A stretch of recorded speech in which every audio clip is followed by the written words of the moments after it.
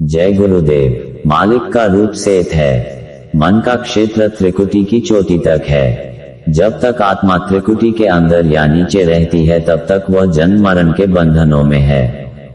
जो आत्माएं संतों की शरण में आ गई हैं वे जल्द या देरी से त्रिकुटी के पार सचखंड पहुंच जाएंगी। यदि संतों के हुक्म में रही तो जल्दी अपने चैतन्य देश सत्यलोक में पहुंचेगी। परमात्मा सत्य है और हर इंसान के अंदर है।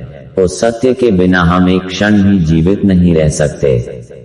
जिस प्रकार सूर्य आकाश में रहता है लेकिन उसकी किरणें पृथ्वी को रोशनी देती हैं, उसी प्रकार सत्य यानी परमात्मा हमारे अंदर आंखों के पीछे तीसरे तिल में है।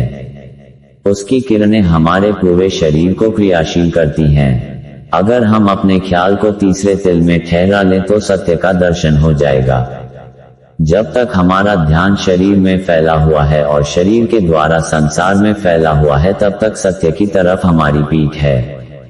जब संसार में बिखरा हुआ हमारा संबंध टूट जाएगा और तब ध्यान उस सत्य को पकड़ने लायक हो जाएगा जो सदा हमारे अंदर गूंज रहा है, जो स्वयं ज्योतिर्मय है, जो नाम है, आवाज है और शब्द धुन के रूप में निरंतर सुनाई पड़ता है। जो साधक साधना शुरू करते हैं उनके लिए सहज सरल उपाय बताया कि जब गुरु के सहारे रहोगे तो मन बुद्धि गलत काम नहीं करेंगे। सहारा छोड़ दिया तो रास्ता राही है या गलत समझ में नहीं आएगा। गुरु को आगे रखकर चलोगे तो काम क्रोध मद लोभ सब शांत रहेंगे। गुरु की अगुवाई छोड़ दी तो ये सब उत्पात करेंगे। उनको आगे रखकर साधना करोगे तो अंदर बाहर दोनों तरफ मदद मिलती है।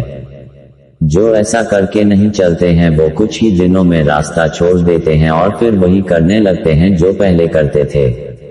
सूरत को मन के साथ लेकर चलना है और वहां तक मन साथ रहेगा जहां से वह आया। जब इसका भंडार मिल जाएगा तो ये साथ छोड़ देगा और तुम आगे चले जाओ। जब वापस आओ तो फिर साथ लेकर आओ, दोनों का काम हो जाएगा। जब से दोनों अलग अलग हो गए तो मन को भंडार नहीं मिला। मन साथ नहीं देगा तो सूरत जा नहीं सकती।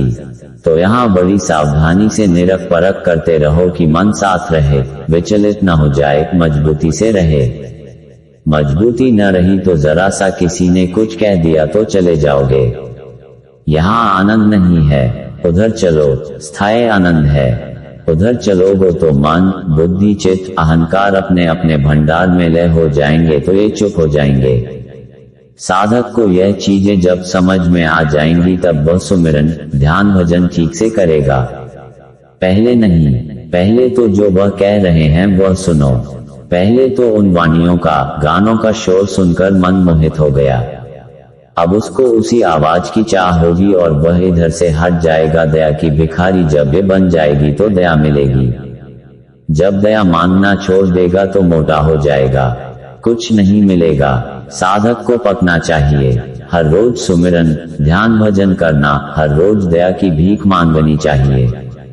जब आंख खुलेगी तो साधक देखता है कि उसका रूप क्या है। सूरत का रूप अरूप है। जब उधर साधक ने देखा तो उसने पहचाना कि यह उसका रूप है, यह उसकी जाति है। जब उसने देखा तो नशा चढ़ गया, फिर उतर नहीं सकता। सूरत को सहारा चाहिए, सहारा नहीं मिलेगा तो सूरत सत्ता देश में नहीं जा सकती, इसलिए उसको सहारा चाहिए। उसने चरणों को पकड़ लिया तो चढ़ती चली जाएगी।